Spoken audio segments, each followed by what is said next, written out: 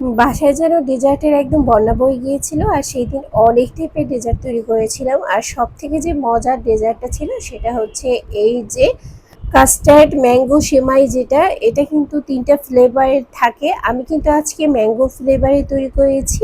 আর অন্যদিকে আমি আরও একটি ডেজার্ট তৈরি করেছিলাম। এই ডেজার্টটাও এত বেশি মজার ছিল আর এত বেশি আইসিং ছিল, মানে জেলটা উপরের এতটা সুন্দর হয়েছিল। আমি ভিডিও করার আগে সবাই একদম খেয়ে নিয়েছিল। লাস্টে আমি এতটুকু পেয়েছিলাম, তো আমিও এক পিস খেয়ে নিয়েছিলাম। অসম্ভব মজার ছিল। আজকে আপনাদের সাথে একটা রেসিপি শেয়ার করছি। আর ডেজার্টটি কীভাবে তৈরি করলাম সেটাও একটু আপনাদের দেখিয়ে দিচ্ছি। এই ডেজার্টটা আপনারা অতিথি আপ্যায়নেও রাখতে পারেন।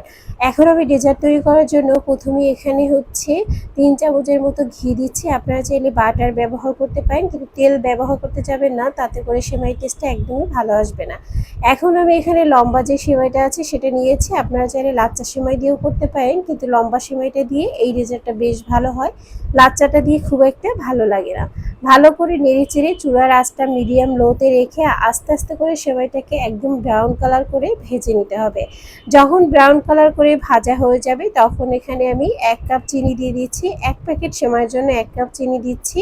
আর এখানে আমি গুঁড়ো দুধ দিচ্ছি 1/3 কাপ করে ২ বার দিয়েছি। আর এখানে পানি দিয়েছি আমি 1/2 কাপের মতো, এর বেশি পানি প্রয়োজন হবে না। আর সেমাইটা পানিটা এমনভাবে ব্যবহার করতে হবে সেমাইটা যাতে সিদ্ধ হয়ে যায় কিন্তু একদম ঝুরঝুরো থাকে, সেদিকে একটু খেয়াল রাখতে হবে। চুলার বলক চলে আসতে এখন আমি ভালো করে নেড়েচেড়ে সেমাইটাকে রান্না করে নিচ্ছি। চুলার আঁচটা এ পর্যায়ে একদমই কমিয়ে দিয়েছি। আর সেমাইটা কিন্তু একদম কুক হয়ে গিয়েছে আর একদম ঝরঝরে হয়েছে। যখন এটা আমি উপরে তুলবো তখন আরও বেশি ঝরঝরে হবে। আর এই সেমাইটা খেতে ভীষণ ভীষণ মজা। আপনারা অবশ্যই কিন্তু ট্রাই করতে পারেন। আমি যেহেতু বাসায় কি কি রান্না করেছি, কি কি ডেজার্ট তৈরি করেছি সেটাই আপনাদের সাথে শেয়ার করছি, কিন্তু একটু রেসিপি আকারে শেয়ার করছি যাতে আপনারা যদি ডেজার্টটা পছন্দ করেন তাহলে বাসায় তৈরি করতে পারেন সেজন্য। এখানে ২ কাপ পানি ২ কাপ চিনি দিয়ে দিচ্ছি। আর এখানে গুঁড়ো দুধ দিয়ে দিচ্ছি আমি একদম ফুল ১ কাপ, বড় ১ কাপের ১ কাপ দুধ দিয়ে দিচ্ছি। এখন আমি ভালো করে এটাকে একটু নেড়েচেড়ে নিচ্ছি। বলক আসার পর এখানে আমের পিউরি দিয়ে দিচ্ছি। ২টা আম পিউরি করে আমি দিয়ে দিয়েছি। আমার ডিপ ফ্রিজে আমি যেহেতু আম সংরক্ষণ করে রাখি তাই আম ছিল সেটা দিয়ে দিয়েছি।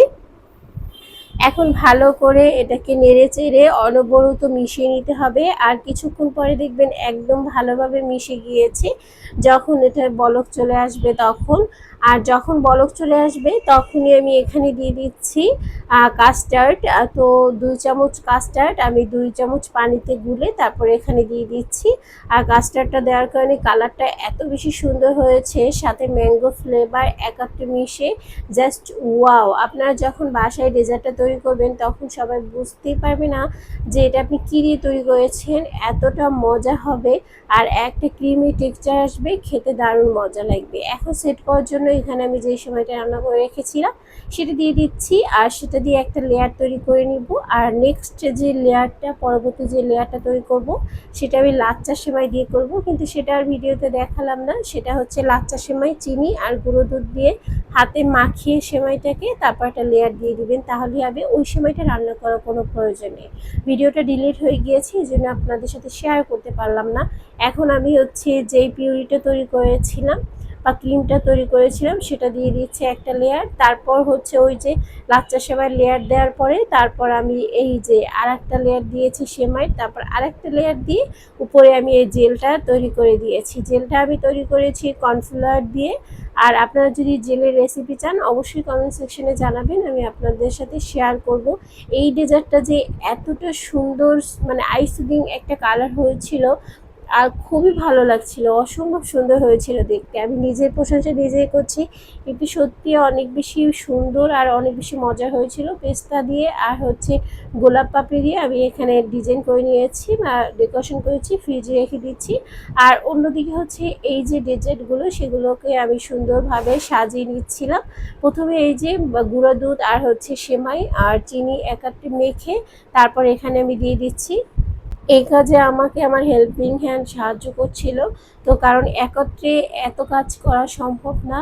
এখানে অনেকগুলো ছিল, 25টা কাপ ছিল, তো সেজন্য একা করা কিন্তু অনেকটা টাফ হয়ে যায়, তো সেজন্য আমি করে নিয়েছিলাম। আর এর উপরে লেয়ার দিয়েছি 2টা, দিয়ে পেস্তা বাদাম দিয়ে দিচ্ছি। আর খুব সুন্দর একটা কালার চলে এসেছে, দেখতে কিন্তু ভীষণ ভালো লেগেছে। আর এটা খেতেও অসম্ভব মজা। আপনাদের কাছে কেমন লাগছিল অবশ্যই কমেন্ট সেকশনে জানাবেন। ভালো লাগলে লাইক শেয়ার কমেন্ট করবেন। বাসায় অতিথি আপ্যায়নে এই ডেজার্টটা অবশ্যই রাখতে পারেন। আজকে এই পর্যন্ত বিদায় নিচ্ছি। আল্লাহ হাফেজ।